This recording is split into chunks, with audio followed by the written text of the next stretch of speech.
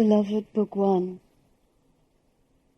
some time ago, in answer to my question as to whether enlightenment is the only way a disciple can express gratitude to her master, I heard you say that nothing could express the gratitude. I realized then that gratitude is something that we usually feel almost burdened with, and so we seek to find an outlet for it, so that we are relieved of a debt. As the disciple can't express her gratitude, and what would the master do with it anyway, it seems to me that it could become a kind of quality in someone that could transform them. Would you please comment?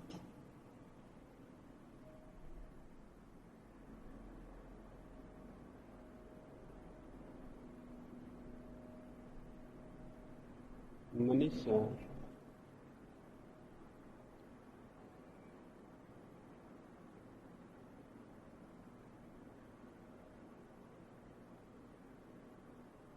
the path of the mystic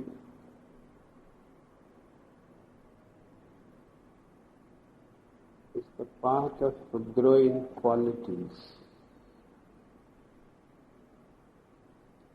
transforming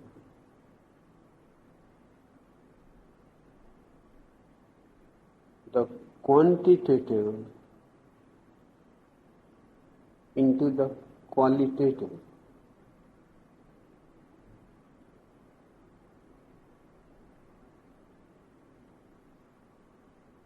For example, love can be a quantity.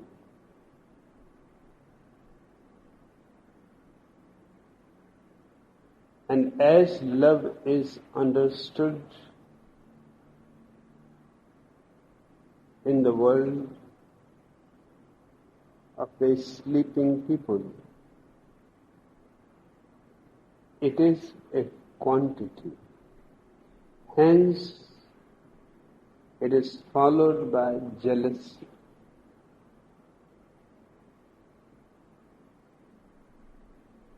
If I love you, you are in continuous fear.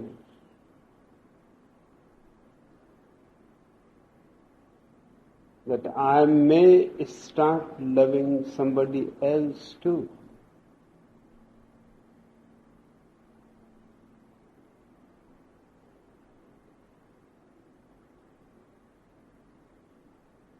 And the love divided, you will not be getting the same quantity as you were getting before.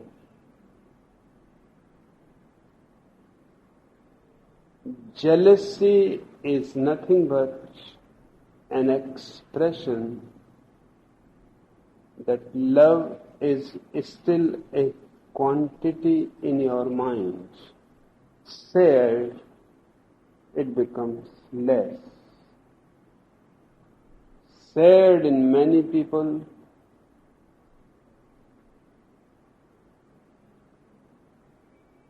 you are getting lesser and lesser.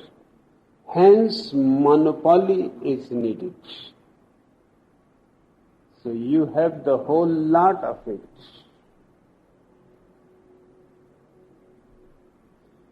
And both the lovers, because of this stupid idea, are suspicious, are always spying on each other. If your husband sees you laughing with somebody else, even that is enough to create a quarrel, a conflict, a fight, your laughter is his monopoly.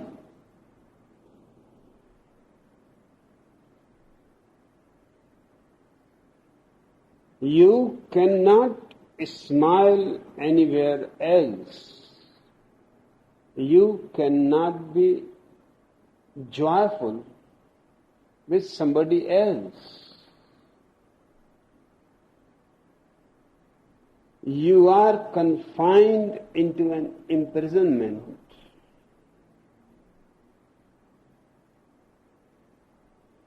And the way you are confined, you are jailed. In return, you are creating a jail for your jailer. All lovers are functioning as jailers to each other.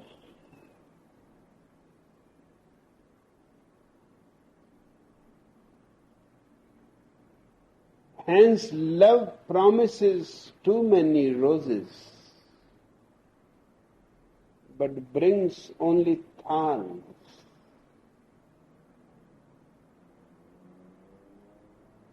Promises stars,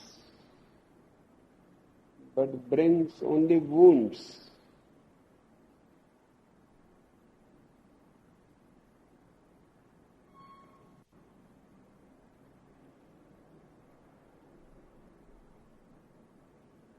The awakened person, the person who is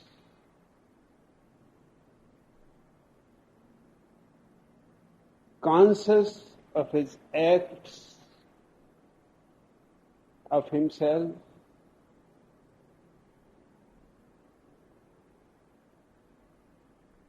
transforms every quantity into quality. His love becomes lovingness.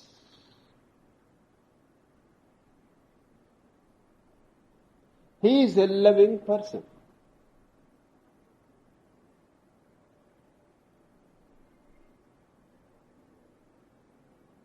Now, lovingness is not a quantity, it is a quality. It is not confined to somebody. It has nothing to do with the other. It has something to do with yourself. Your heart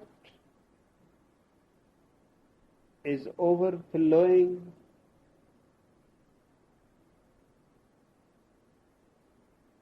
with a loving energy.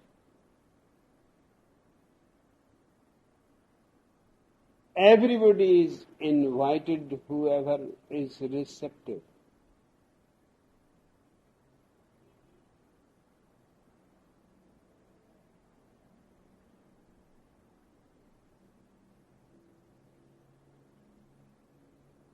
The same is true about other ingredients of your consciousness.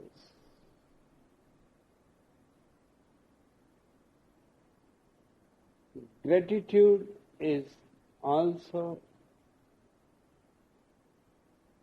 one of the most important things in the interior world of man.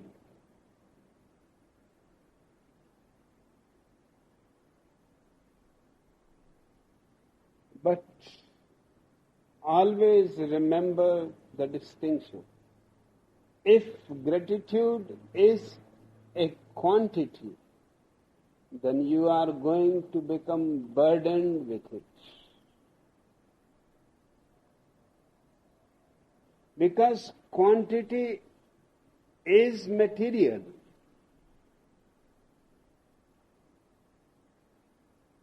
and matter has weight.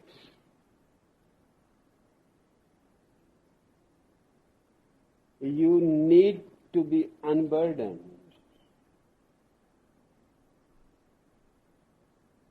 And when I said there is no way to show your gratitude to the Master,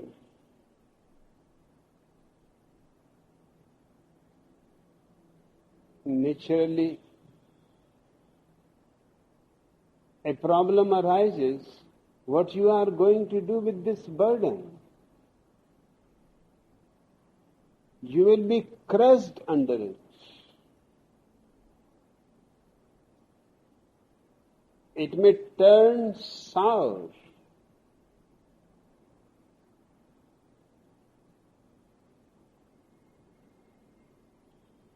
But gratitude can be transformed into gratefulness.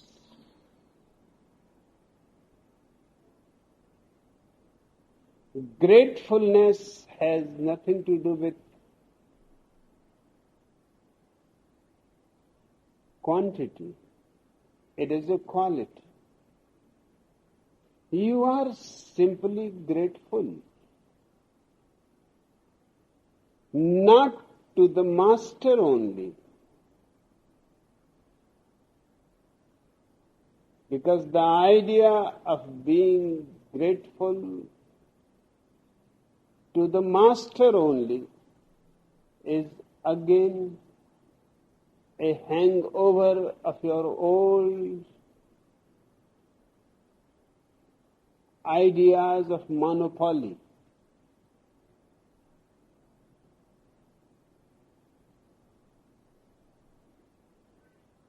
The Master is to free you. The Master is to destroy all limits that confine you, imprison you.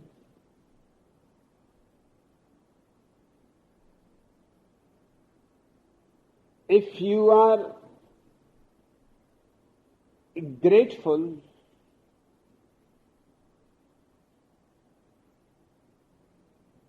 you are grateful to the earth, you are grateful to the sky, you are grateful to the stars, you are grateful to the ocean, you are grateful to the whole existence.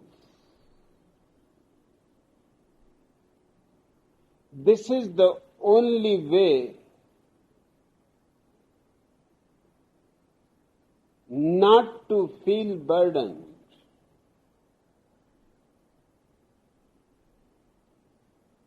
Gratitude is transformed from matter into energy. Matter is like a stone,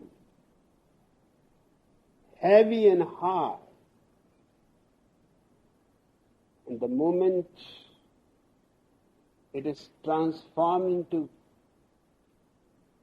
quality, it becomes just an energy, a radiant energy.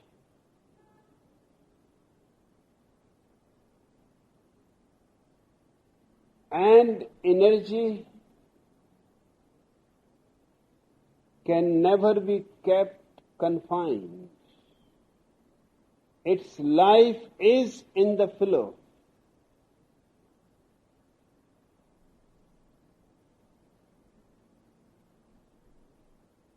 From one end of eternity to another end. This whole universe is its space.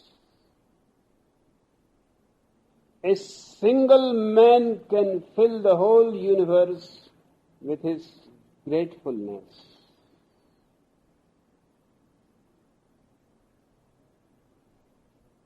With his lovingness, with his friendliness.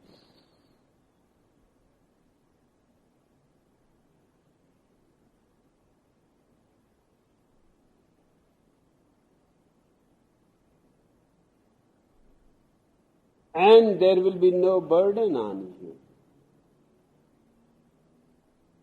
In fact, the greater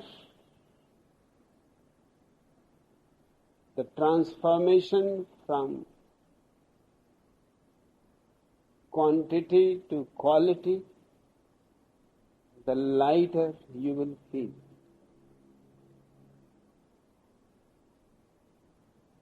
A moment comes when you have transformed all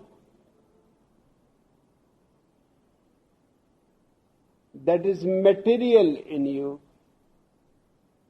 in the immaterial.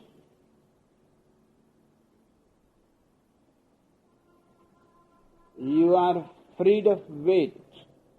Then gravitation does not work on you. Then you have got wings,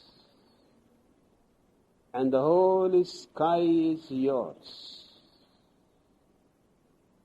And there are skies beyond skies, and they are all yours.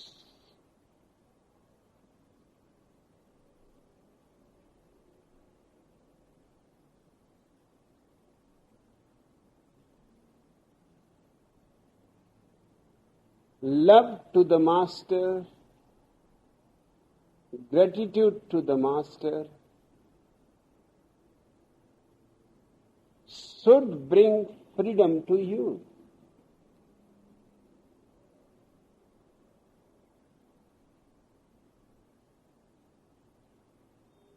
And that is possible only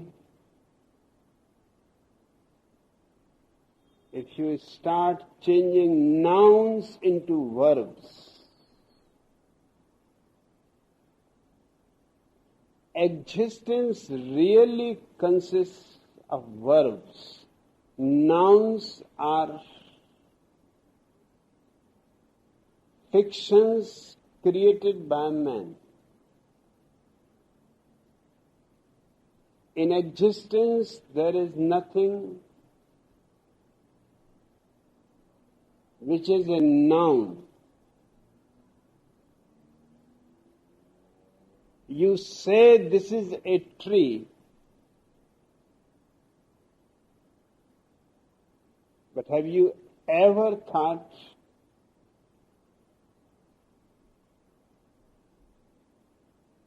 that while you are saying this is a tree, the tree is bringing new leaves,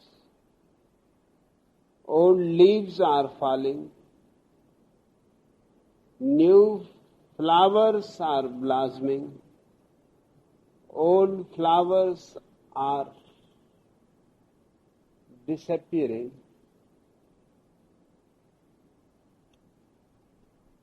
It is not a dead thing, hence it cannot be a noun. It is a living entity. It is changing constantly. The word tree gives a false idea as if there is something unchanging.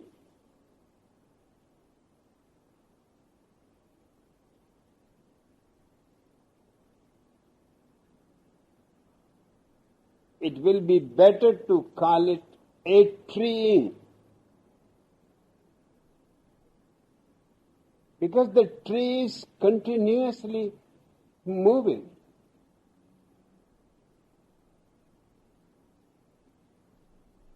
The river is rivering. It is a movement. It is not still. It is not dead.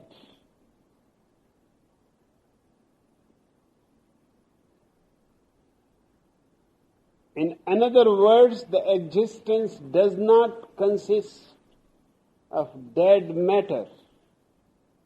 It consists of living energy.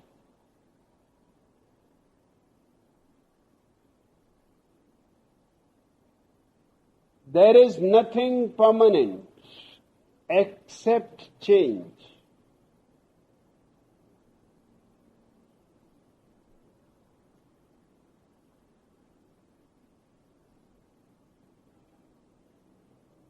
If you can, with awareness, change your burdens into wings,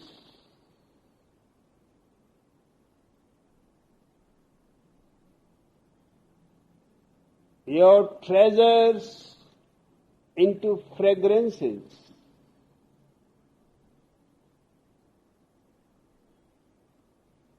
you will be unburdened, and the whole existence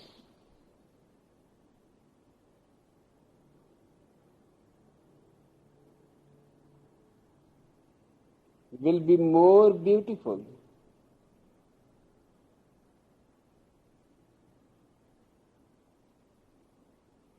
Will be more graceful.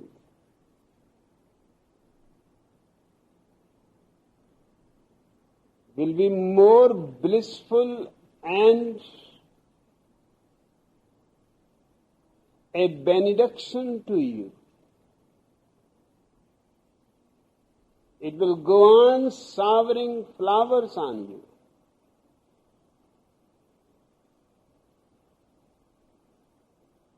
You have fulfilled your destiny.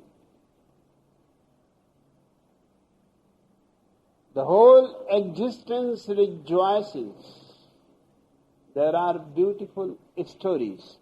I will call them stories because there is no way to prove that they are facts.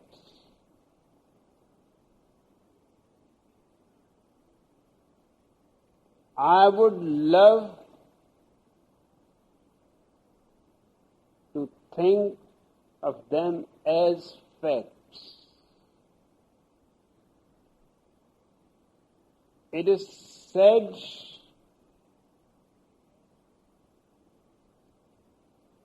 that wherever Gautam Buddha moved,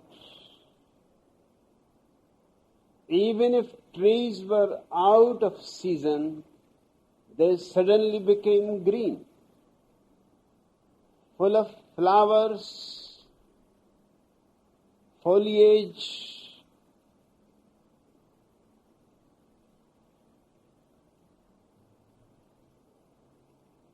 People used to know that Buddha had passed this way just by looking at the trees by the side of the road. Because the whole forest is naked, barren, no leaves, no flowers. It is not the season.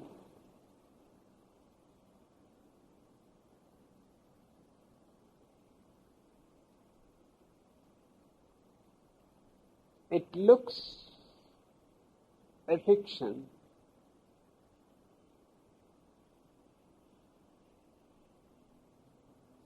But in a deeper sense, it is a reality.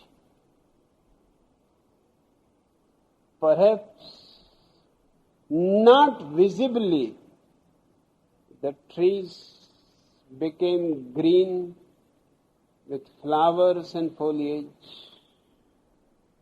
but invisibly,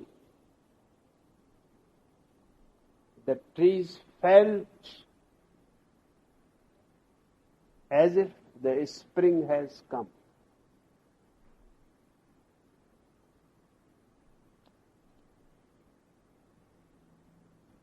A man who has reached to the highest peak of consciousness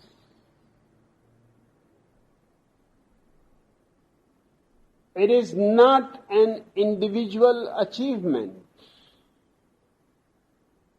In him, the whole universe has achieved its deepest longing.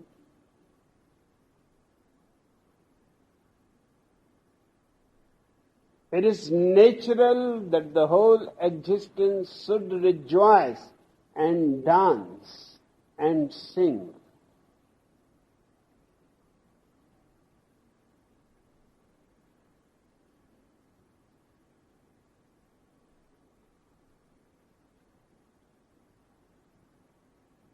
Just remember, even things which are beautiful and good can become a burden.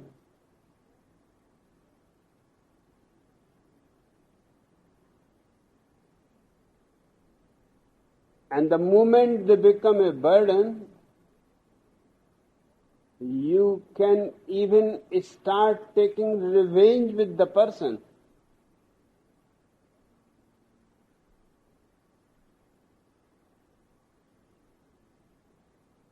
Great masters have been betrayed, and they have been betrayed by their great disciples, not by their ordinary disciples.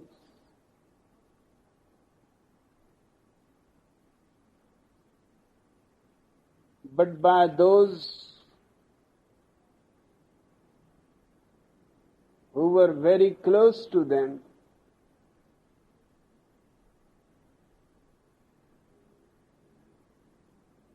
It is tremendously interesting to go into the psychology of it. What happened to Judas? He was very close to Jesus.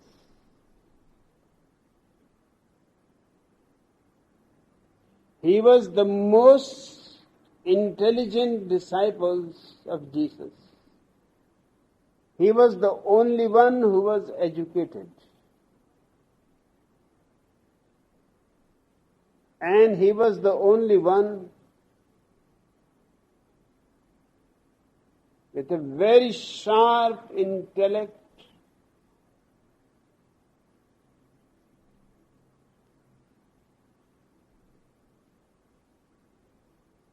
what happened to him?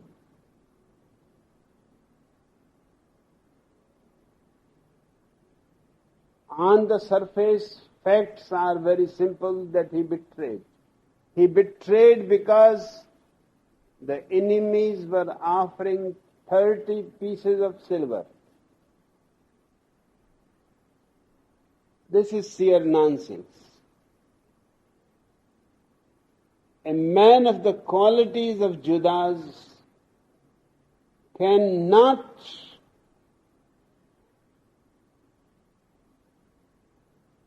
betray a master of the quality of Jesus just for 30 pieces of silver.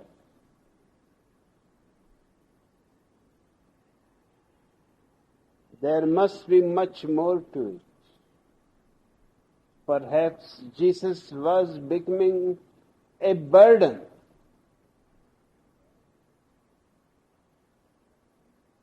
Jesus was giving him so much love, and there was no way to return. Jesus was giving him so much insight into existence, and there was no way to show his gratitude.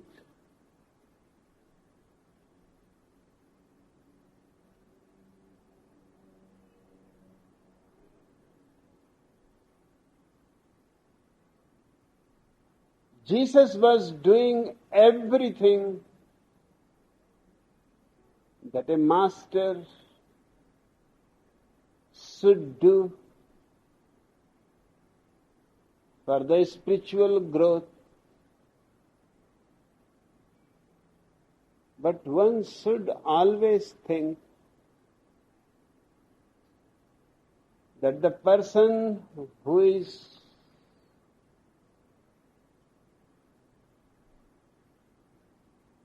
being benefited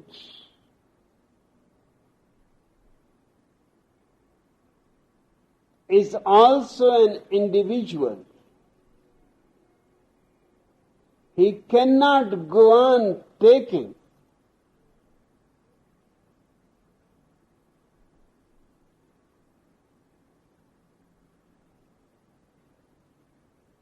Because it is deep down humiliating.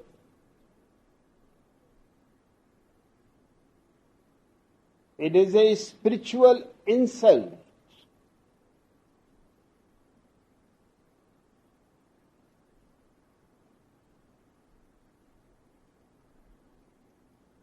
And there is a point one can tolerate.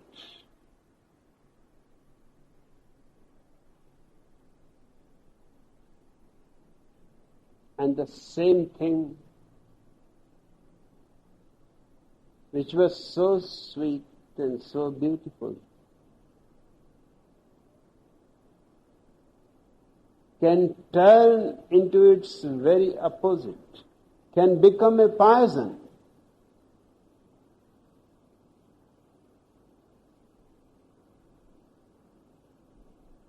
It is just to unburden himself.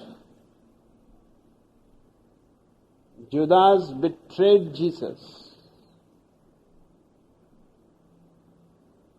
And I say it with certain authority,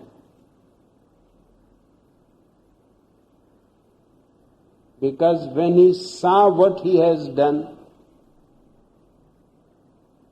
to a man who has always been nothing but love, nothing but compassion,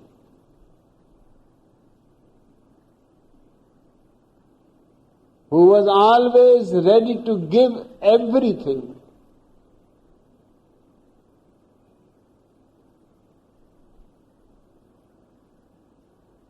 when he saw the crucifixion and the torture, he realized what he has done. Within 24 hours, he hanged himself with a tree and killed himself. Christians don't talk about the suicide of Judas. But the whole secret is in the suicide of Judas, not in the crucifixion of Jesus.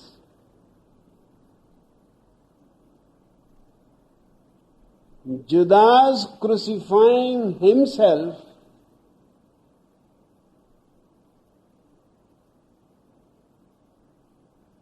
and all those 30 silver pieces he had thrown on the ground indicates something deeper than historical facts. Something concerned more about inner world.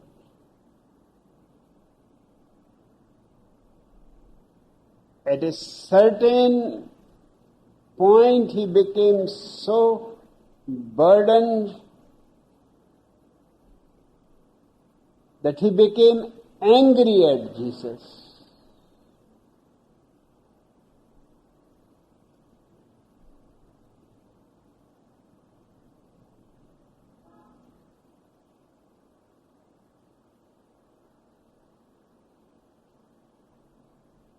But he was a disciple and he has loved Jesus his whole life. And he was grateful to Jesus. But neither Jesus told him nor he inquired how to transform love when it becomes a burden, gratefulness when it becomes a burden.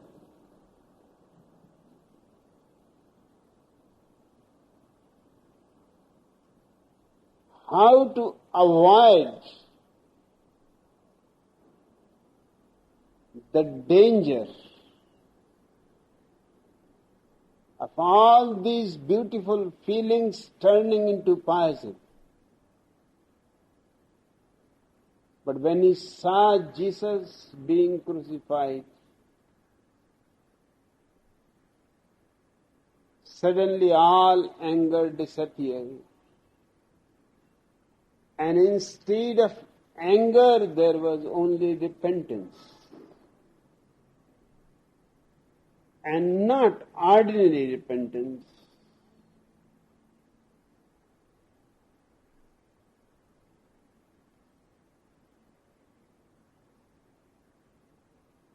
He threw those 30 silver pieces and committed suicide. His suicide is so significant, and Christians' silence about his suicide is also significant. They don't want to bring it in, because to bring it in,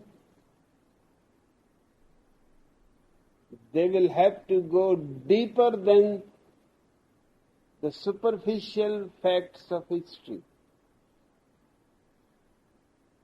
History consists only of daily newspapers, collected just superficial. It does not give insight. And if it was only with Jesus, one could have thought that it may have been an exception.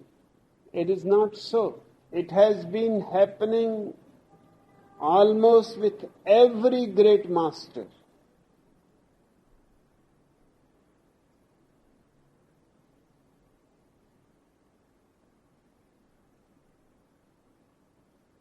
Seeing that it happened with Mahavira,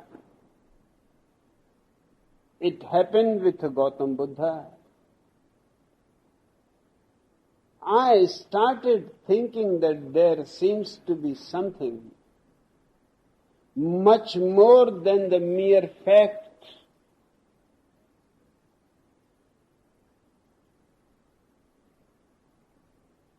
that some important disciple betrays the master. But why?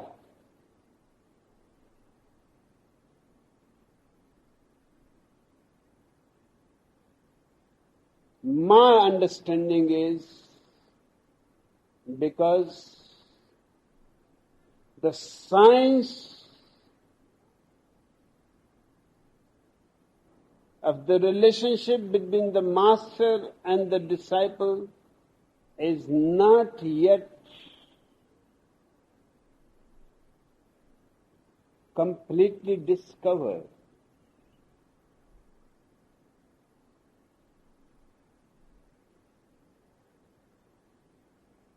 This is one of the basic contributions that I would like to make to the science. That a master has to be aware not to burden the disciple to such an extent that what was beautiful starts becoming humiliating, insulting. I am reminded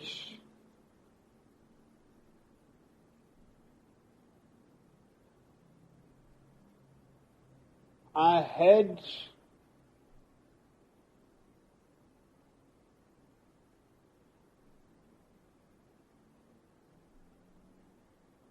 a friend who was a great politician.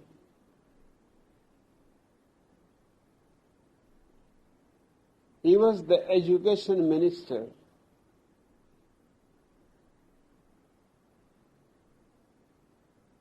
With great longings, one day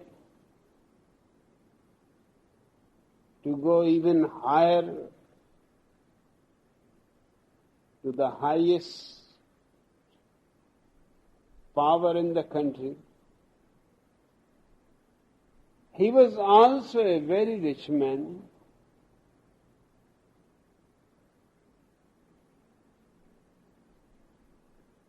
Once in a while, whenever I used to be not traveling,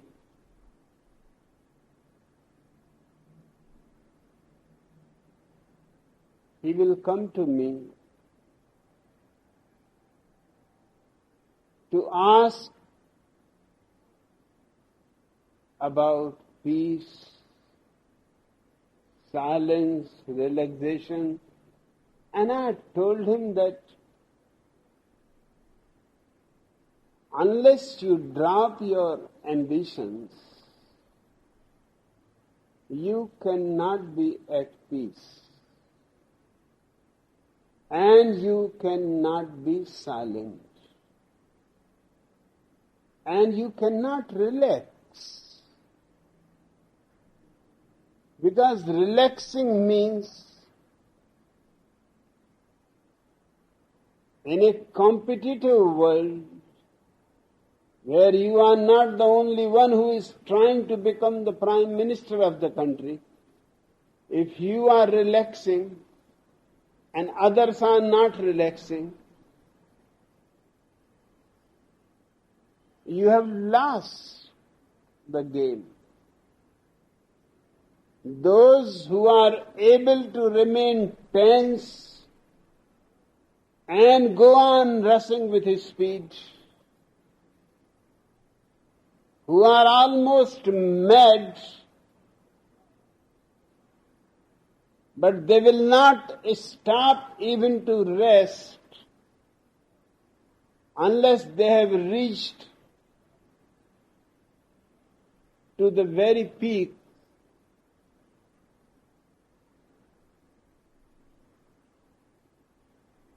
He said, this is very difficult. I cannot drop the ambition. I have come so far. Now the goal is just only 2 steps more.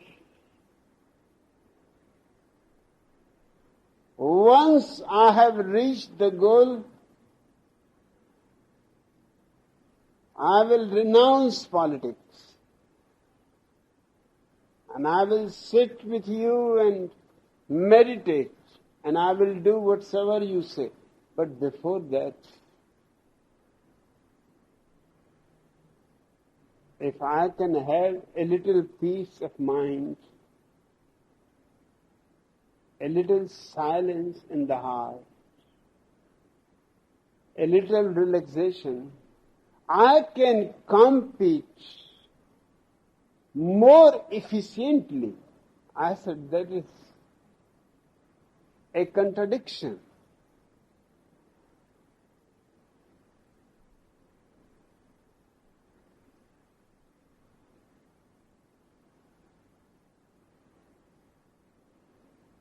Again and again it was the same thing.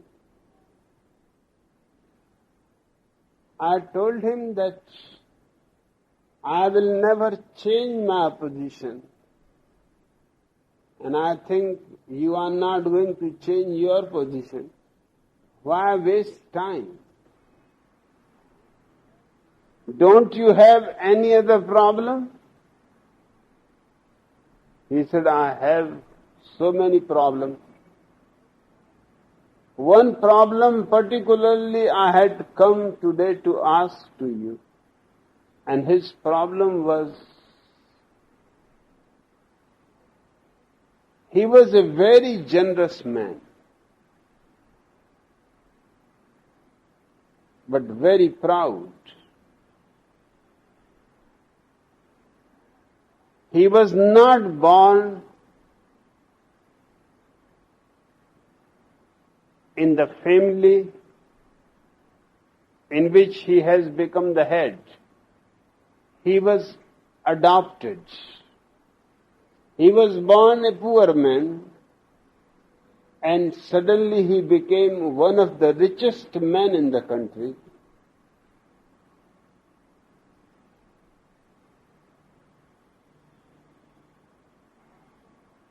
All his relatives were poor. He made all those relatives rich, gave them factories, gave them shops, gave them as much money as possible because he had so much.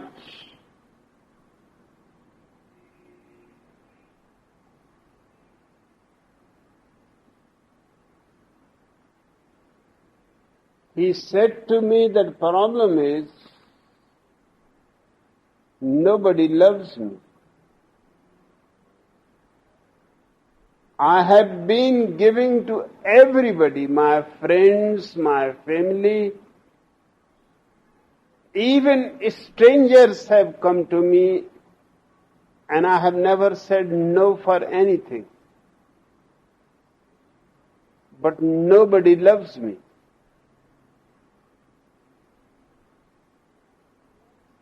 And I don't see any respect in their eyes towards me.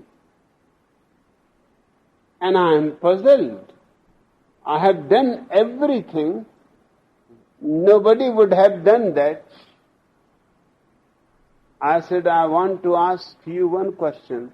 Have you allowed those people to do something for you? He said,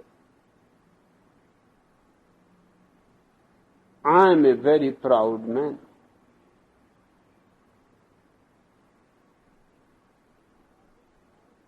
I would like to die, but I will not beg. And in fact, there is no need. I have everything. They cannot do anything, and I don't need. I said, the problem is very clear. Why they are disrespectful, why they are unloving, unfriendly,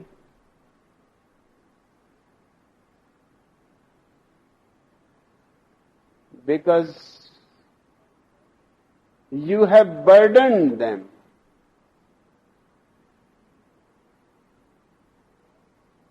You have, in a very subtle way, humiliated them. That you are the man who can help, who can give millions of rupees to people.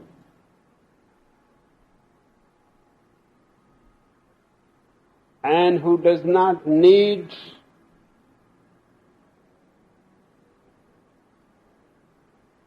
anything in return.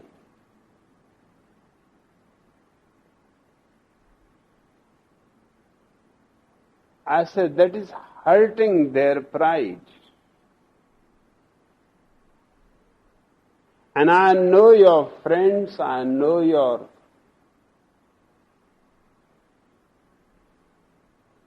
relatives whom you have supported and whom you have made rich.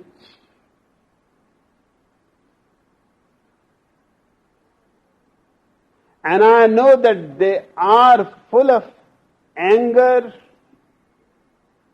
rage, and hatred for you. And you have done everything good to them.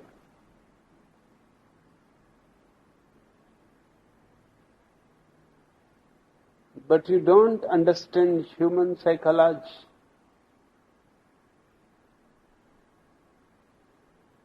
You do few small things. You need not ask them big things. But you can ask somebody that, I love your roses.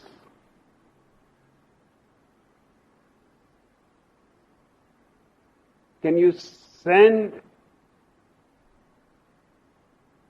one day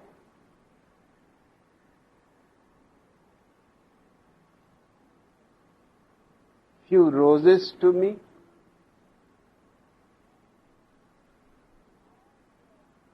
And all their anger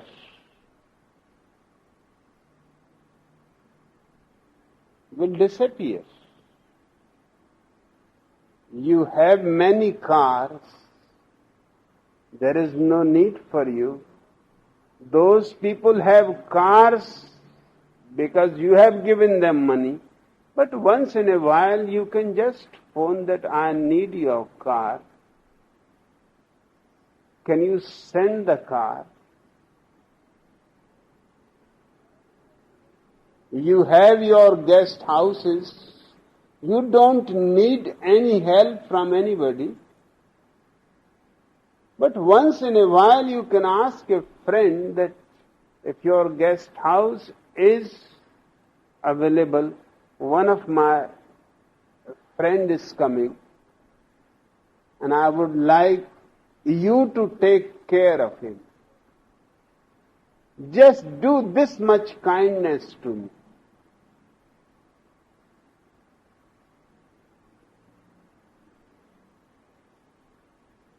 And you can change the whole atmosphere around you. Then they are equal to you. Right now you have reduced them to such a state and you are so high, so beyond their reach,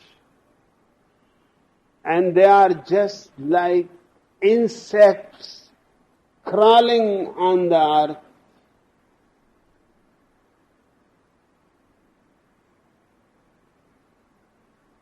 He said, I have never thought about it.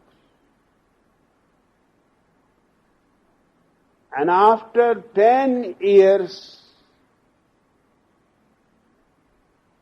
he met me in a train and he told me that you were right. I started asking a small thing, which don't mean anything. And they have all changed. Now there is no anger, no hatred, no humiliation. They feel equal to me because they know they have also done something for me. It is not only me who has been doing always things for them. They have also been doing things for me. It may be only bringing few roses from their garden.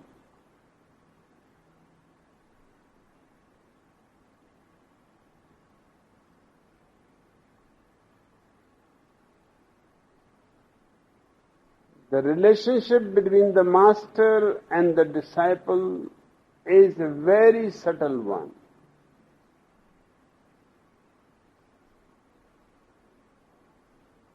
And in the past,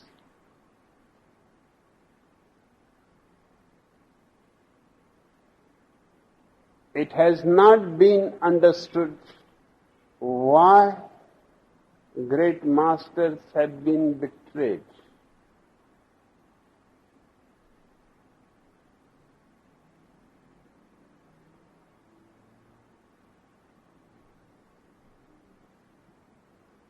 If this understanding becomes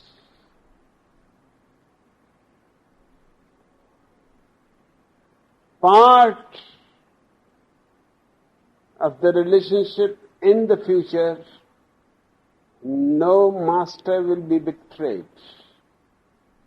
There is no reason. But he has to understand it that the disciple is also a human being.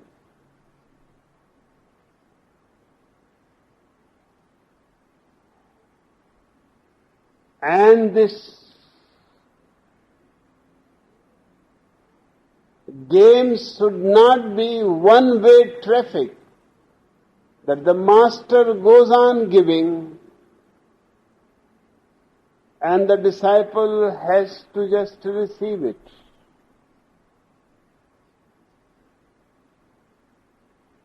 The master should be capable whether he needs it or not. Perhaps he does not need, but just to give the disciple an idea that he can do something for the master. If Judas could have done something for Jesus, there would have been no crucifixion.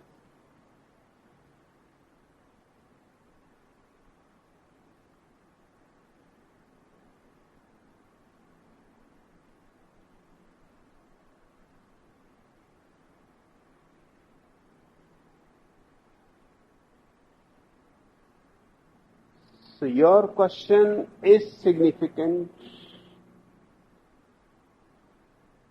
Transform your gratitude in gratefulness, and not towards the master only. The master is only a door.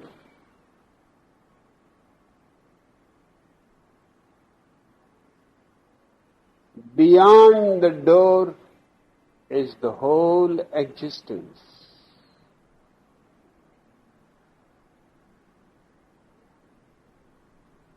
Don't cling to the master, because the master is only the frame of the door.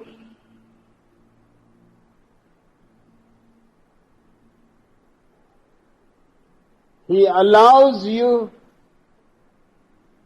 an opening into existence.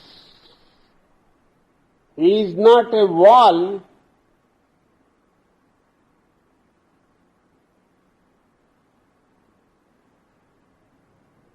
But remember that you are not becoming attached to the frame.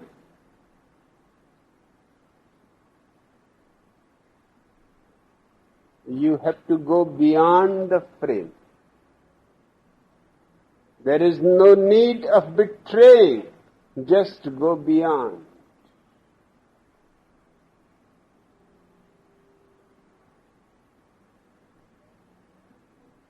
And let every experience in you become an expanding energy phenomenon, a resonance.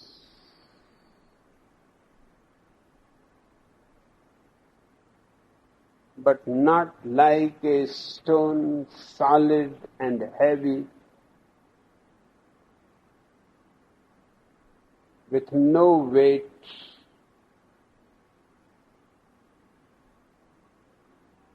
Just spreading all over the space with no limits.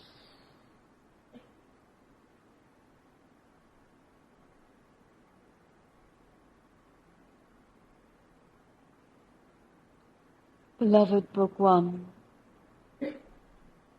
the strange thing is that all discoveries come out of the blue. The scientific explanation is always made afterwards. And then in the lecture, the scientist usually presents his discovery, which is not his, as if it followed from his theory, which was invented afterwards. Hence the lie. This drive to frame everything, being trained as a scientist, is pretty strong in me. But still, The miracle can never be explained away. It happened. What more proof? How to allow to be more and more in the miraculous, to be in the miracle all the time.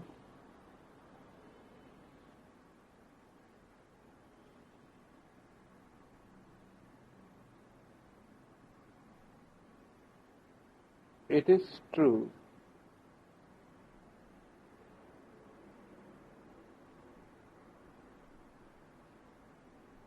that all scientific discoveries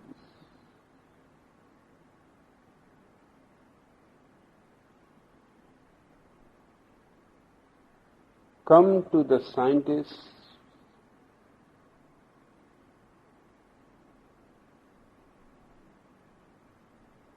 out of the blue.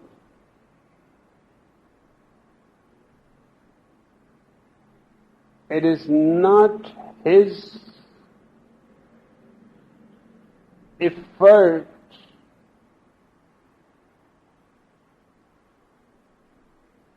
but on the contrary, his no effort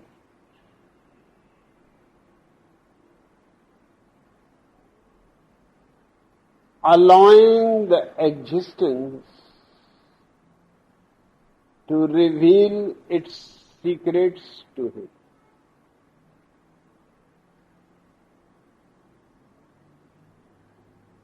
This is not new.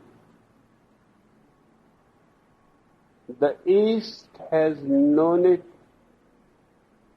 for at least 5,000 years. Lao Tzu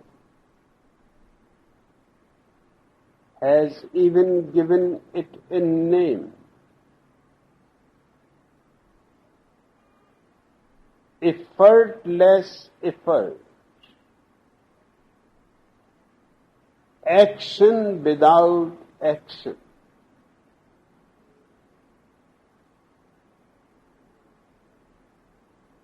And he was trying to explain that whatever man has come to know is not through effort. Although there is much effort involved, hence there is great misunderstanding. I will give you an example that will help. Gautam Buddha for 6 years continuously did everything that was supposed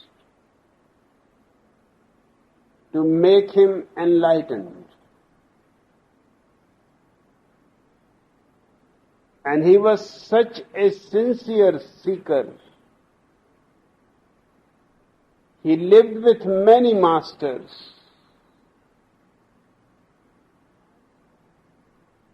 With ordinary people, insincere seekers, half-hearted seekers,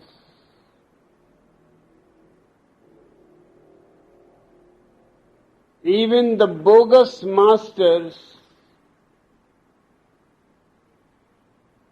can go on pretending that they are authentic. But it was not possible with Gautam Buddha. The masters themselves confessed to him that forgive us. You are such a sincere seeker. We always can say to others that you are not doing it wholeheartedly, but you are doing it so wholeheartedly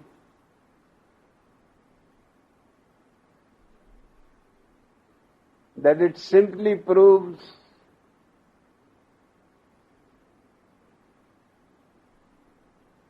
that I don't know how one achieves enlightenment, and I am not enlightened. With others it is good because they never do wholeheartedly, and I can always tell them that because you are not working, you are not achieving, and the question of my enlightenment does not arise. I remain enlightened, but with you it is impossible. To lie to you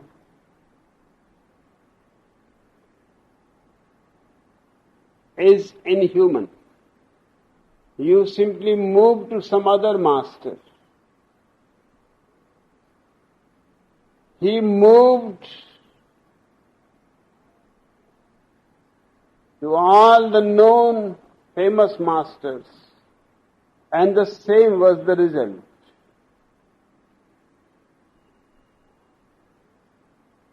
The last master said to him that you have worked enough.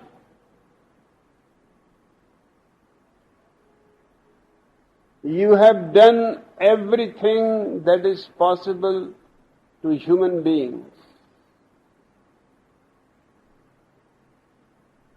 Nothing more can be done. You just retire into the forest. You have renounced the world, now renounce this spiritual effort. Forget all about enlightenment.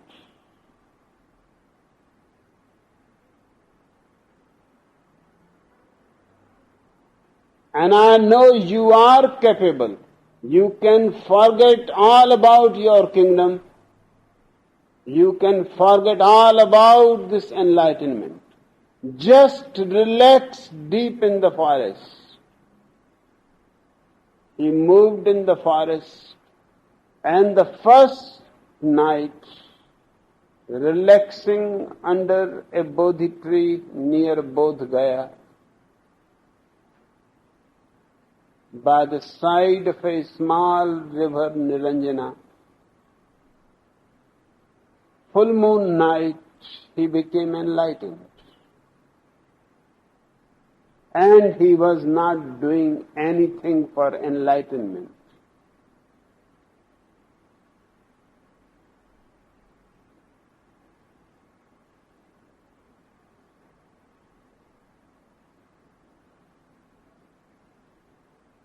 The enlightenment came out of the blue.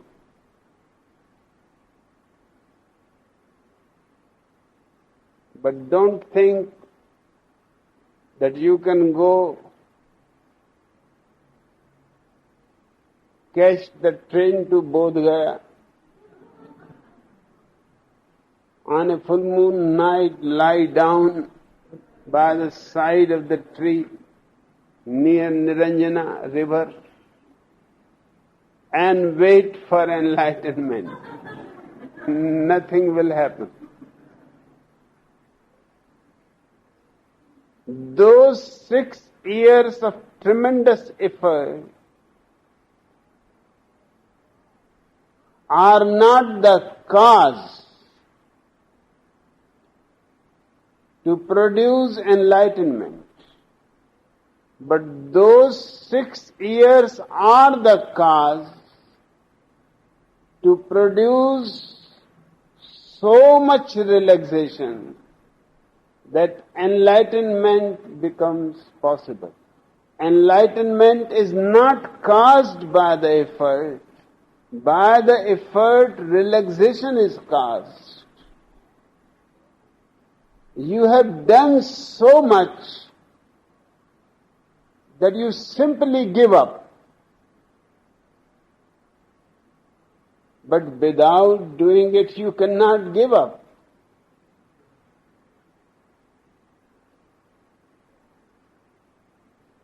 So in the Buddhist religion, there is a problem.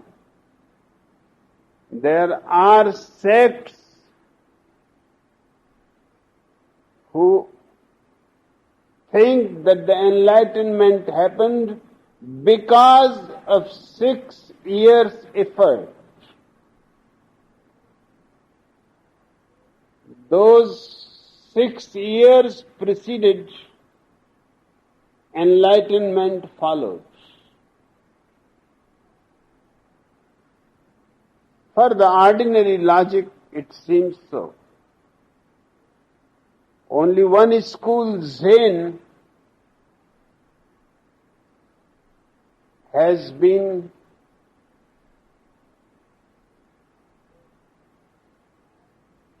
very extraordinary in its insight. It says it is not caused by 6 years' effort. 6 years' effort have caused relaxation. And relaxation simply opens you up to the unknown, to the unknowable.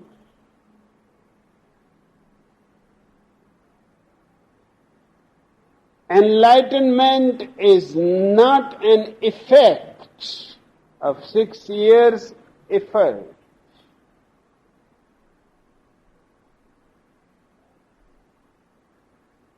But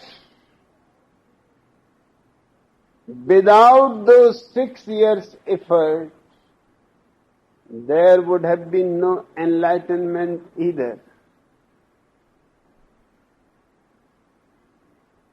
You have to understand the subtlety of it. The whole day you work.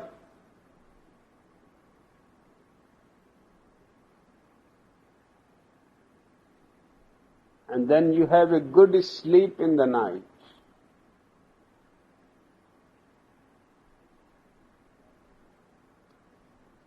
Emperors cannot sleep. And it is very illogical. Because the whole day they are resting. It is logical that the person who is practicing rest the whole day should rest in the night deeper than you who have been the whole day working, tiring yourself. Your practice is not for relaxation.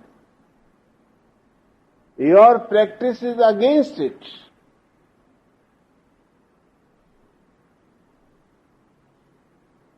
But life is not logic, fortunately. Otherwise, the person who has been the whole day working hard will have to work hard the whole night too. In his whole life, he is not going to rest because the training and the discipline will become more and more mature and more ripened. It is good that life has a dynamics, a dialectics. The day you have been making great effort, you have earned relaxation. You need relaxation. You have worked hard. Nature is compassionate. The emperor has been resting the whole day. He does not need any sleep in the night. Nature does not care whether he is an emperor or a beggar.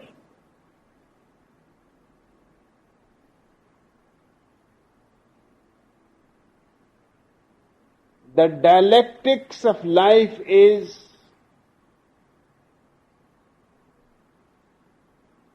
that the people who make great effort for enlightenment will not achieve by their effort. One day they will have to give it all.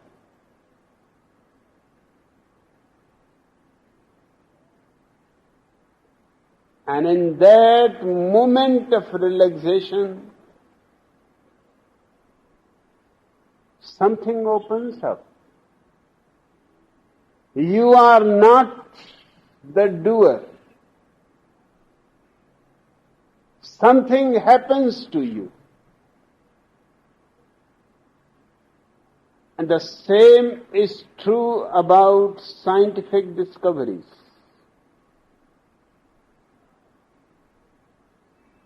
The law is the same.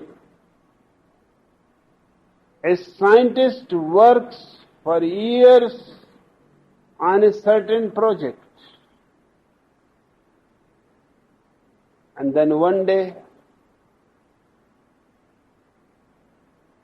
he's done everything that he could possibly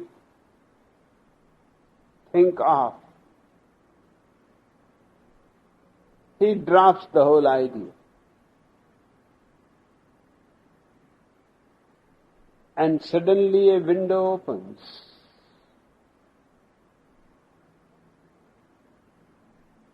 And what he was searching with such great effort is made available to him without any effort at all.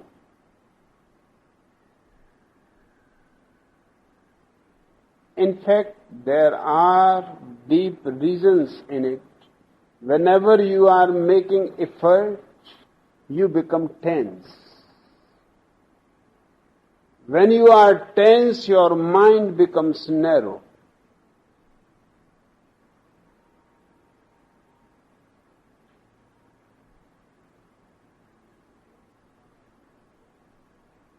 And you are so much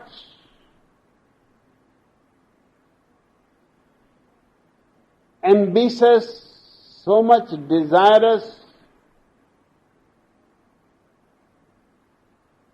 so much in a hurry to get something,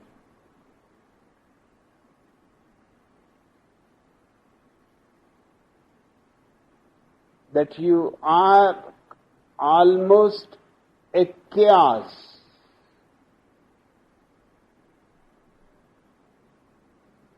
And to know anything, either scientific or religious,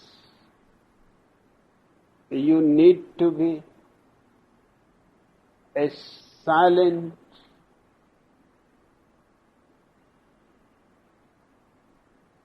peaceful awareness.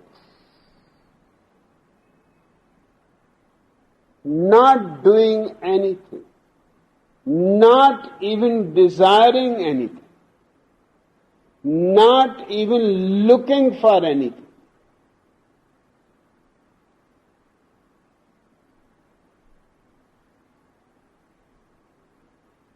But all the time before it that you have been looking and not finding, that has created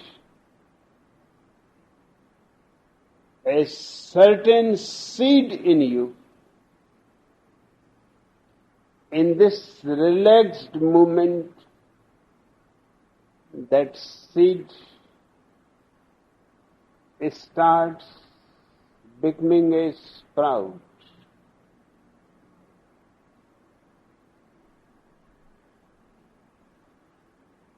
It happened in Madame Curie's case, which is the most famous. She was working for 3 years on a particular mathematical problem.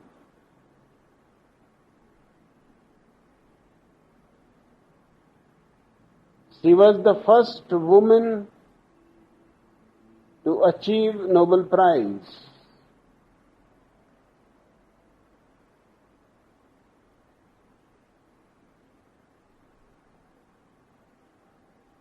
She tried from every direction, every angle, but nothing happened. The problem seemed to be insoluble. And one night, she worked late up to 2 o'clock and finally gave up the whole thing. Thinking that I have wasted 3 years, I could have discovered many other things. This idiotic problem is stubborn just like me. I am stubborn too. But now I drop out of this fight. She closed the copy in which she was working, went to sleep, and in the morning, and she was alone in the room, and the room was locked from within.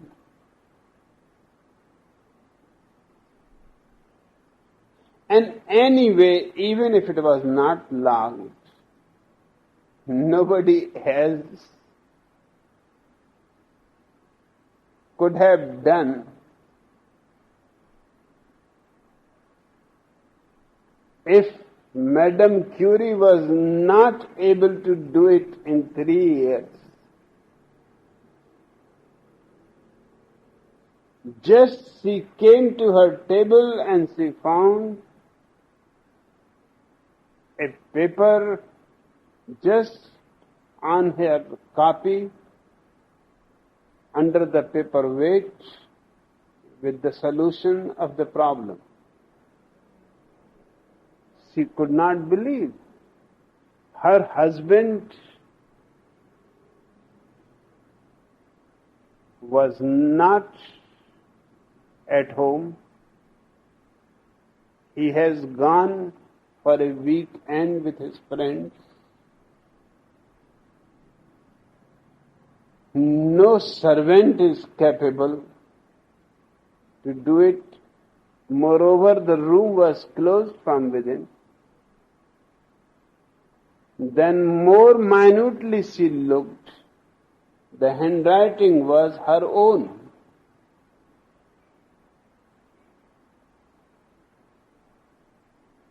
Then slowly she remembered that she had a dream that she is working on the problem and she has solved it.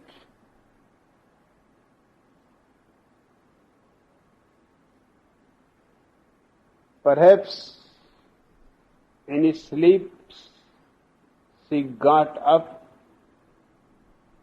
wrote down the answer, that which has come into her dream,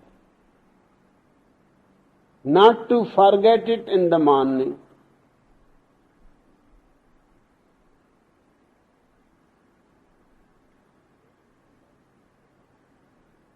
This has been happening to almost all great scientists.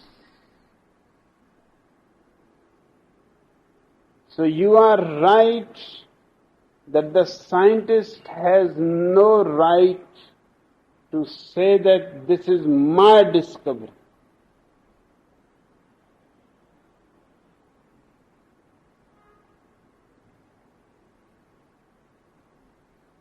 in a way, it is not his discovery.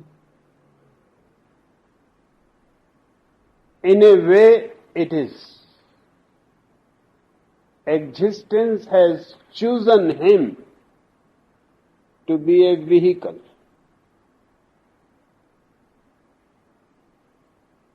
Existence has not chosen anybody else to be a vehicle.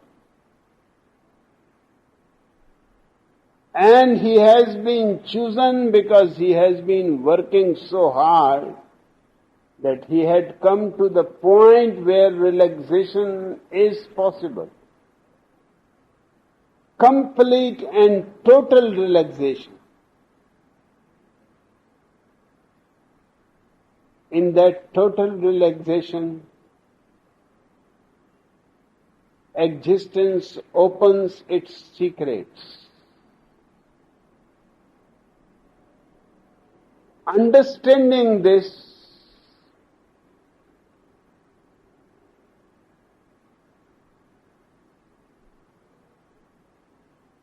you can see many implications that science and religion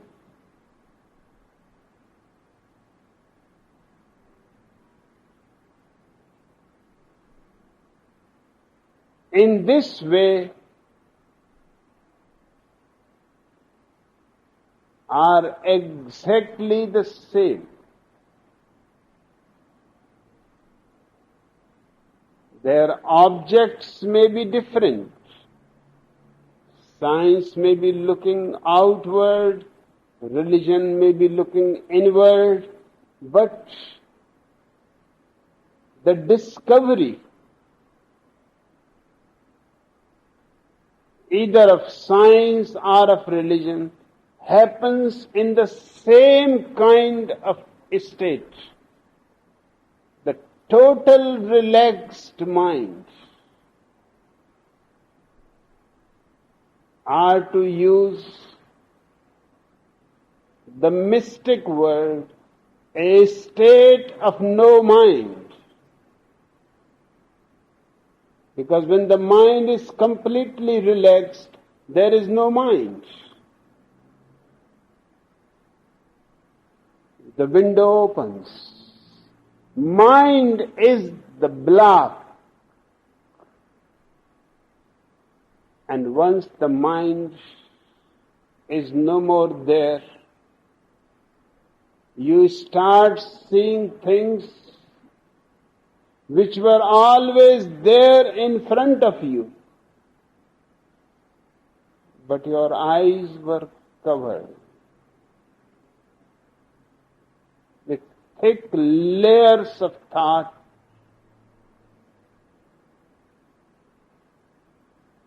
You were not able to see. You are asking how one can live into this miraculous, into this unknowable continuously. The moment you ask how, you are asking for a technique. And no technique is possible. All techniques are efforts.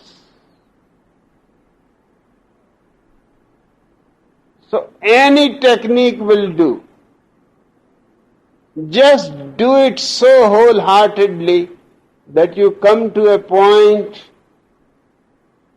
to drop it. Because the real thing is to drop it. There are 112 methods of meditation. But the real thing is not the meditation. The real thing is,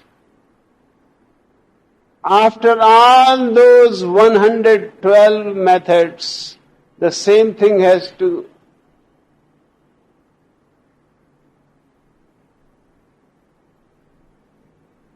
come into existence. You have exhaustively done, you have staked everything,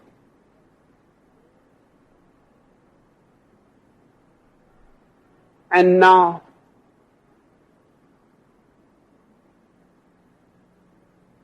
seeing that you don't have any more energy, any more desire,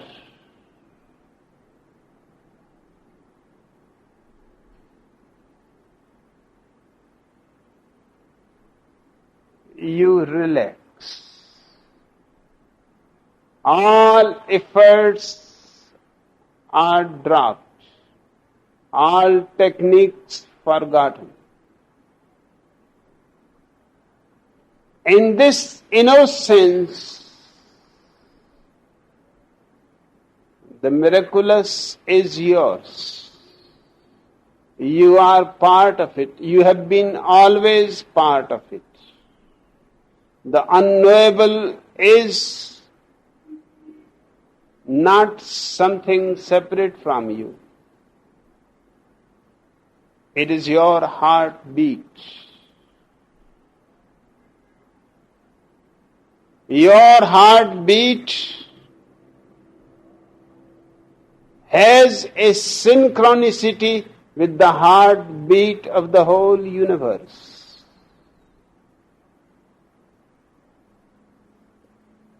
But let me remind you again that first you have to do everything that is possible for you. Not holding anything back.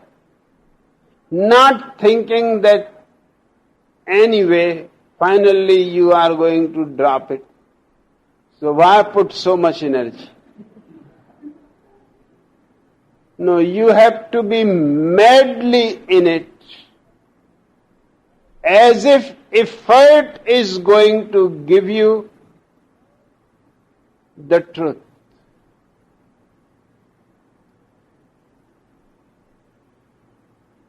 Only then, one day tired, exhausted, finished with effort,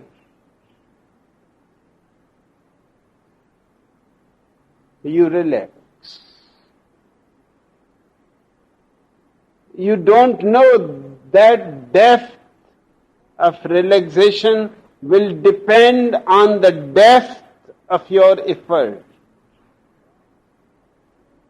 If the effort was 100% total, then the relaxation will be 100% total. And with the total relaxation,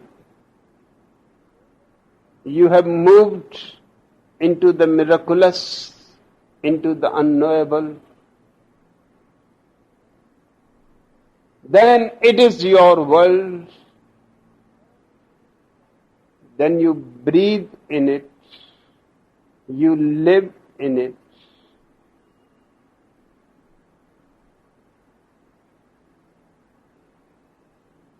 This is what we have called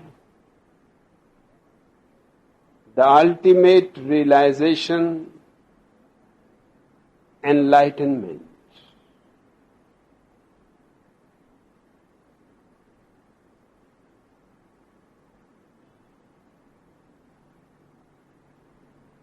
Beloved Bhagwan, when I came to you 3 years ago, you told me to tell you when I felt something, I wasn't sure what, in my energy, because you had work for me to do.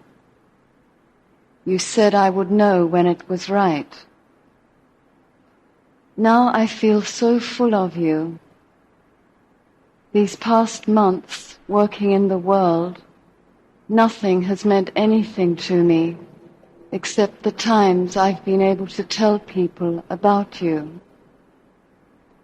And in those times, I was so full and clear, I didn't know it was me. Now I'm just here for 2 weeks, but I feel like the only thing I can do with my life is your work. I just don't know what it is. Can you give me some idea before I go?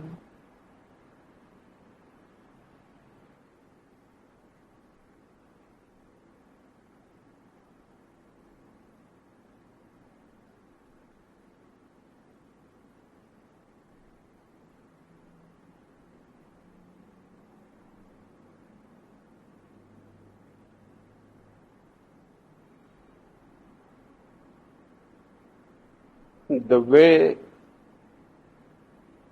things are happening to you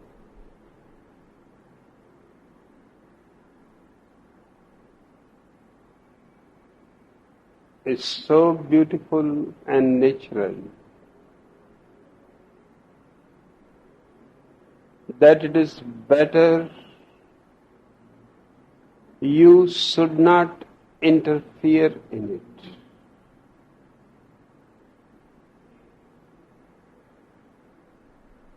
If I give you any idea, you will start interfering into it. It is happening on its own. Just go with it. With the stream. Never against the stream. The water course way is my whole philosophy. Just go with the stream. In a deep let go.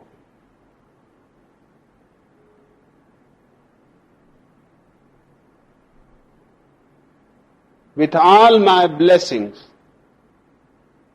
I will not give you any idea. Existence will take care of it.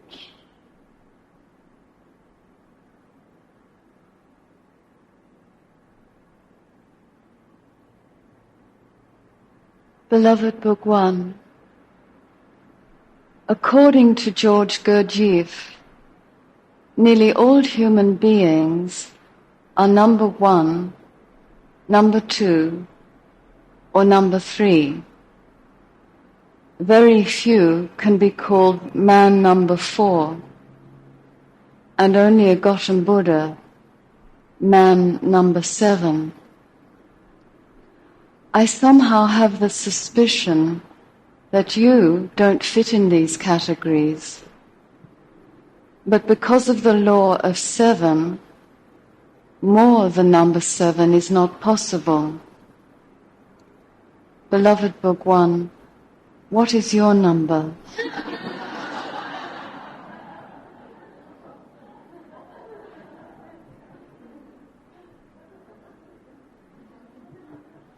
My number is 0.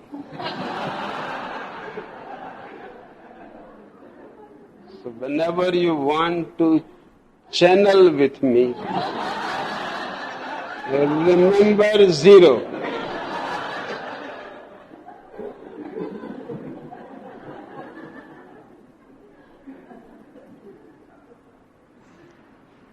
Beloved Bhagwan, I have heard meditation sometimes described as a science and other times as an art.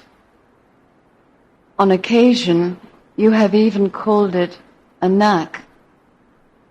Please explain.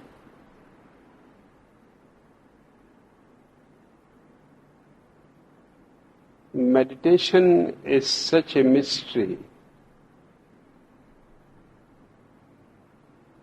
that it can be called a science, an art, a knack, without any contradictions.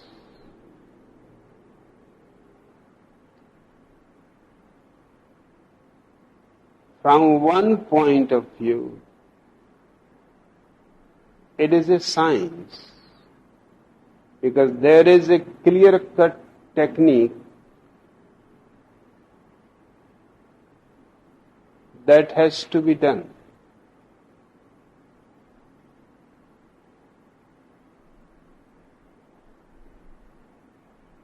There are no exceptions in it.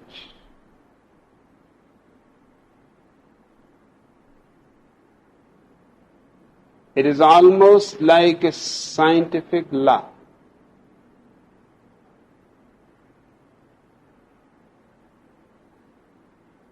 But it can also be said to be an art from a different point of view.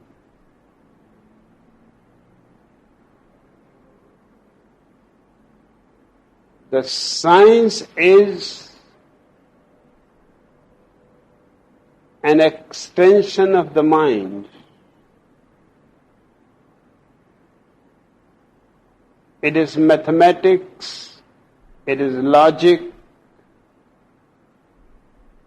it is rational. Meditation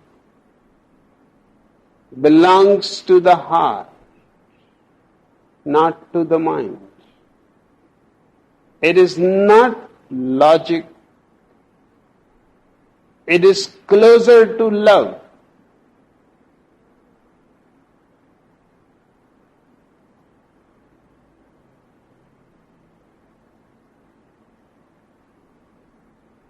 It is not like other scientific activities.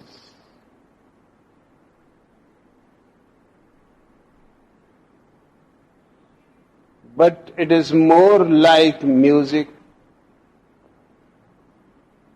poetry, painting, dancing. Hence it can be called an art.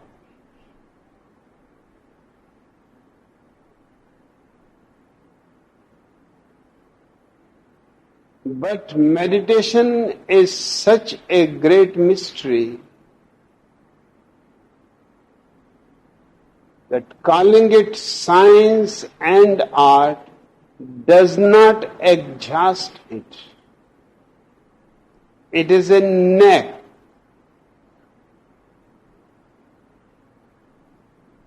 Either you get it or you don't get it.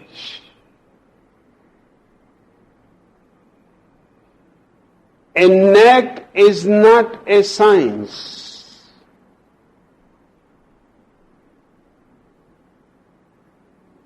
It cannot be taught.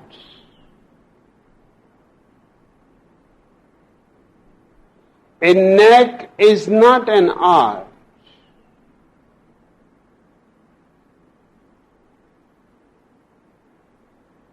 A knack is the most mysterious thing in human understanding.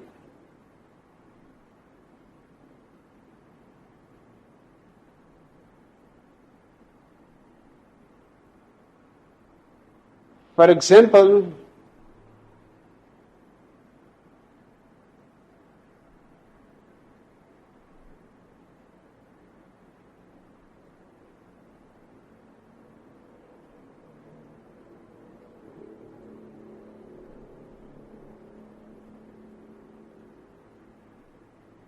you may have come across people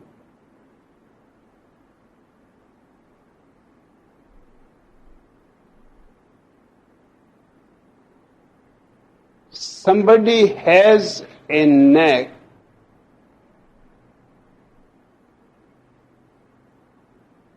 of becoming a friend immediately.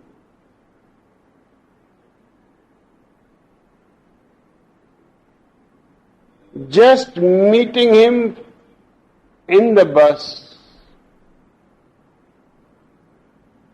for a few moments and you suddenly feel as if you have known each other forever, perhaps for many lives.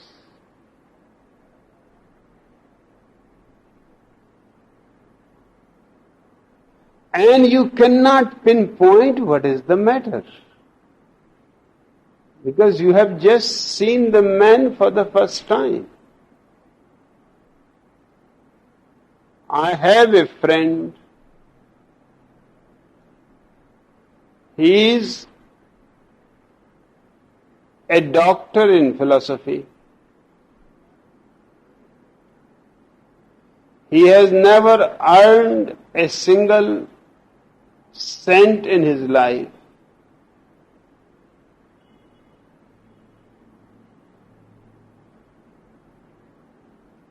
But he lives like a king.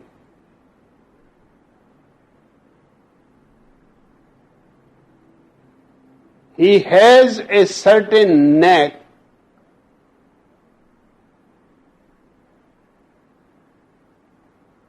that anybody becomes his friend. Just he has to look at you and you are his friend. And you feel you have been his friend forever.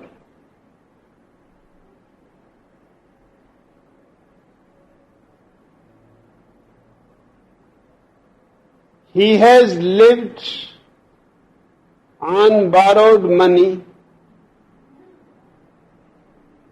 which he never returns because he cannot, there is no way to return. But nobody feels hurt about it. Even though he has borrowed money from you and he has never returned it,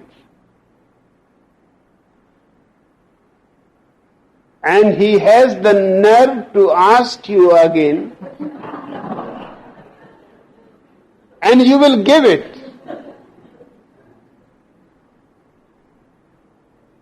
The man is so lovely, so beautiful, that to ask money from him simply doesn't seem right.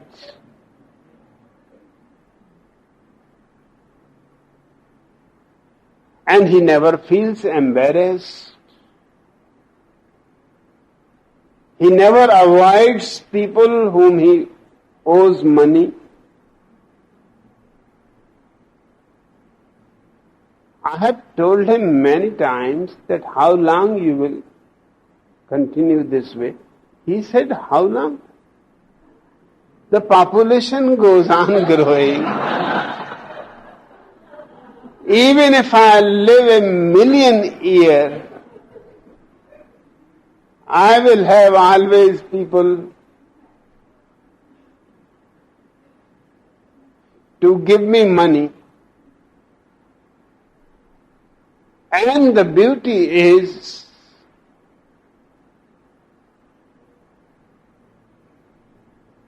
that you give him money and you feel that you are honored,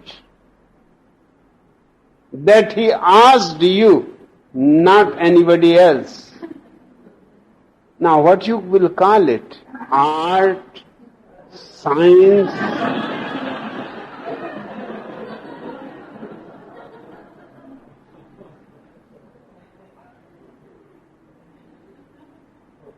it is simply a knack. He travels without ticket. He has never purchased ticket. I have been traveling with him many times. And he will say, why you are wasting money on the tickets? Let the ticket checker come. After all, he is a human being. And once the ticket checker comes, he is caught into his net. He offers a cigarette to him and they are chit-chatting and they start playing cards. And the ticket checker completely forgets for what he has come.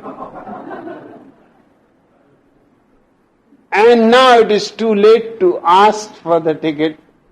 They have become so friendly to each other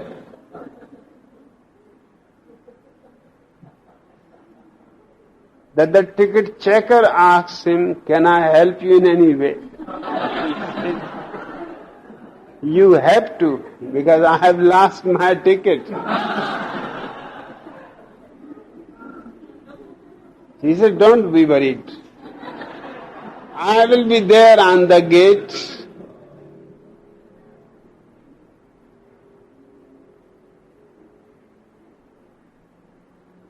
He lives in friends' houses.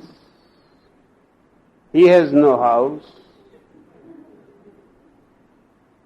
He moves from one city to another city.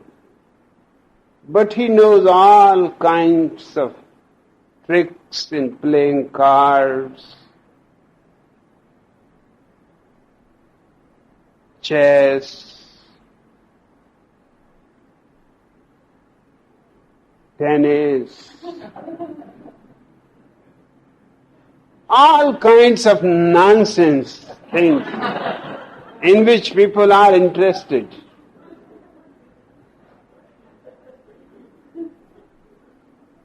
And he is a genius. In chess, you cannot win. In cards, you cannot win.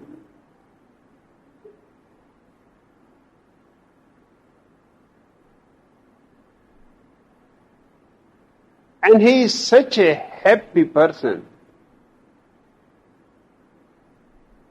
that people like him to come to them even if he is going to take their money, he is going to take their car and never return.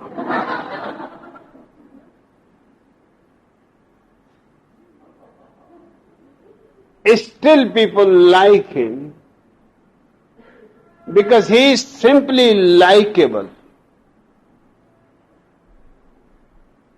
It is not on any conditions that he is liked, just his whole personality.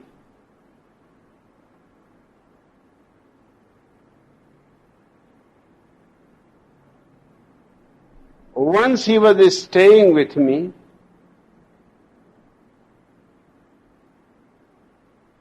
and just by my side used to live another professor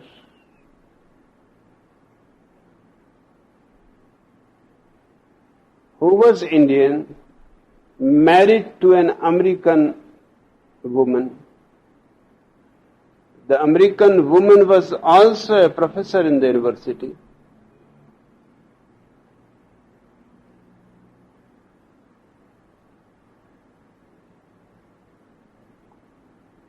I was in the day in the university,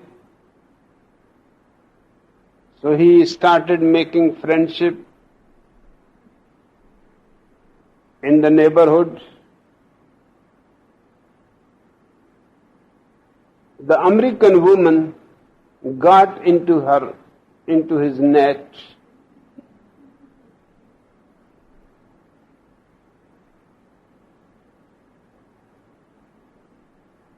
Her husband also became very friendly.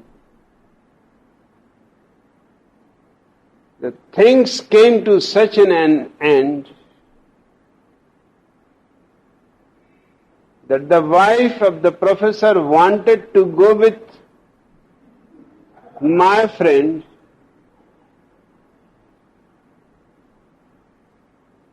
but he said, "It will be very difficult. I have no house, no shelter anywhere.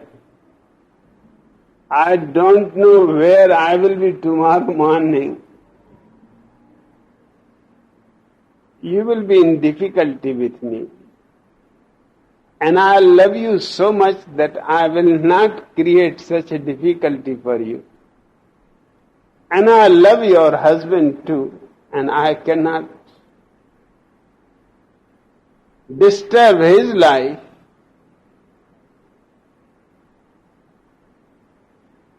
But the professor was so much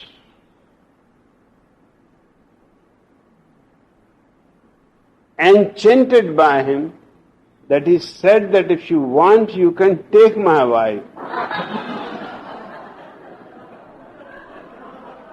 I told him, don't be stupid. You can take cars, that is okay. You can take people's tape recorders, that is okay. You can take their cameras, that is okay. But if you start taking people's wives, you will be in great trouble.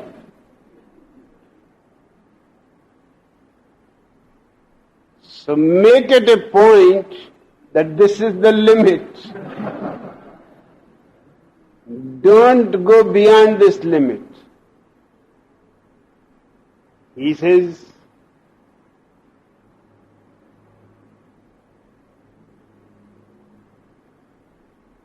you are right. Rationally, I also think that this is right. But is it not worth trying once? When the husband is ready, I said, any husband will be ready, you are an idiot. It is not your charm. Every husband will be ready. How many wives you can manage? You don't have any money. And remember, you cannot bring any woman into my house. He said, that's not right, because that's what I was thinking. This woman I will leave here, another woman I will get caught, I will leave here. You can have disciples. I said, this kind of disciples are of no use to me.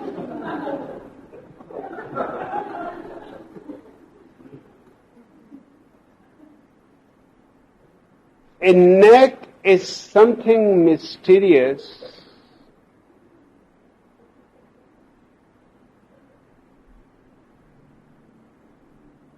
Just few people can do it. I know a man who can make his earlobes move. I have not found another who can move his earlobes. Now what do you call it? Science? Because I have asked doctors that, what do you say about earlobes? They said it is impossible. But I brought my friend, I told, so this doctor. And the doctor said, my God, he moves earlobes very easily without any trouble.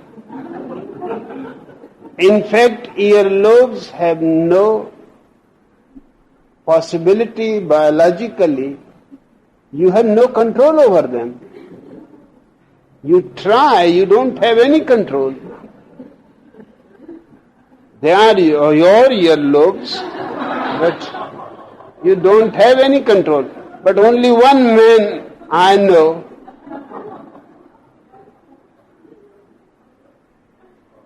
who manages. And I have asked him, how do you manage? He said, I don't know. Just from the very beginning I have been doing it.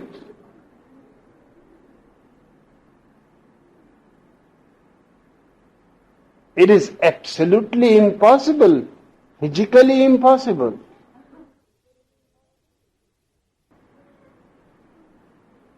Because to move those lobes, you need a certain nervous system to control. The nerve system is not there. The lobe is just flesh.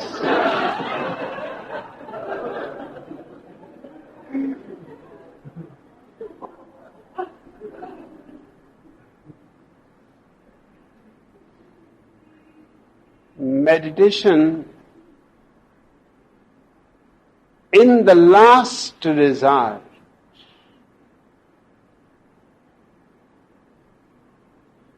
is a neck too. That's why for thousands of years people have been meditating, teaching, but very few people have achieved heights in meditation, and very few people have even tried.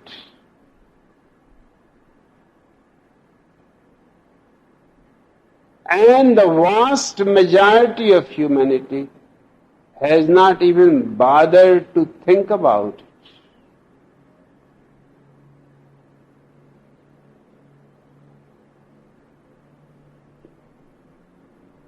It is something, a seed you are born with.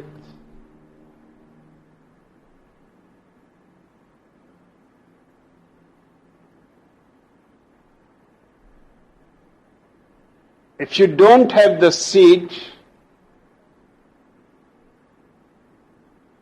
a master can go on showering all his bliss on you, still nothing will happen in you.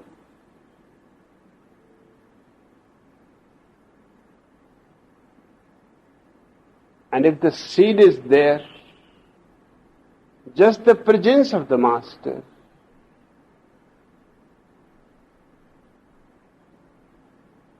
just the way he looks into your eyes, and something of tremendous importance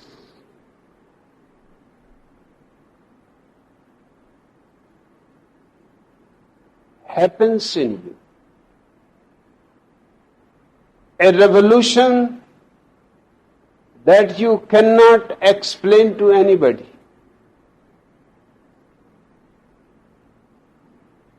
It is one of the difficulties with all the meditators, that they cannot explain to their friends, their families, what they are doing. Because the majority of humanity is not interested in it at all.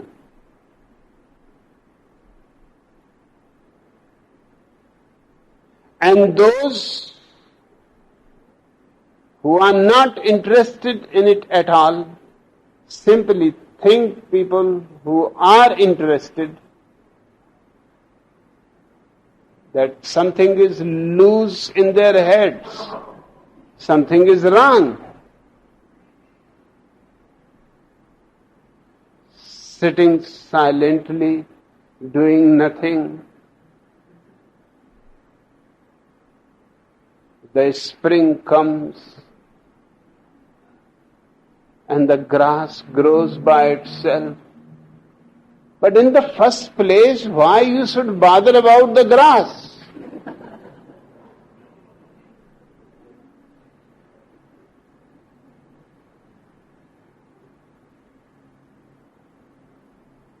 Osho's beautiful haiku will look to them absurd. Grass is going to grow by itself, whether you sit silently or not. Why waste your time? Grass is going to grow by itself. Let the spring come. Spring comes by itself, grass grows by itself. Why you are wasting your time? You do something else meanwhile.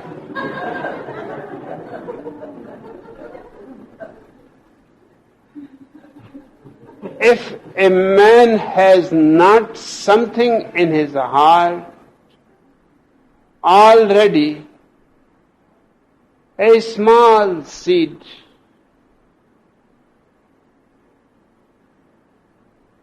then it is impossible for him. He can learn the technique, he can learn the art, but if the neck is missing, he is not going to succeed. So thousands of people start meditation, but very few. So few that they can be counted on 10 fingers, ever achieve to enlightenment. And unless meditation becomes enlightenment, you have simply wasted your time.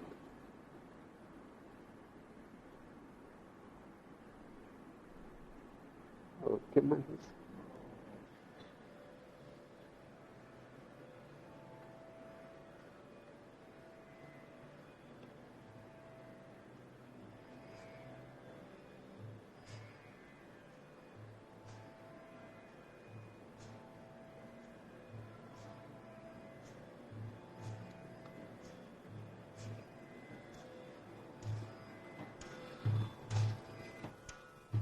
प्यारे पिया को आज ने रख ले, प्यारे पिया को आज ने रख ले, मन मंदिर में इन्हें बिठा ले। प्यारे पिया को आज ने रख ले, मन मंदिर में इन्हें बिठा ले। पिया मिले अनमोल, द्वार तू अपने खोल। पिया मिले अनमोल, द्वार तू अपने खोल। पिया मिले अनमोल रे प्राणी, द्वार तू अपने खोल। मेरे मन मीत गाले गीत के मौसम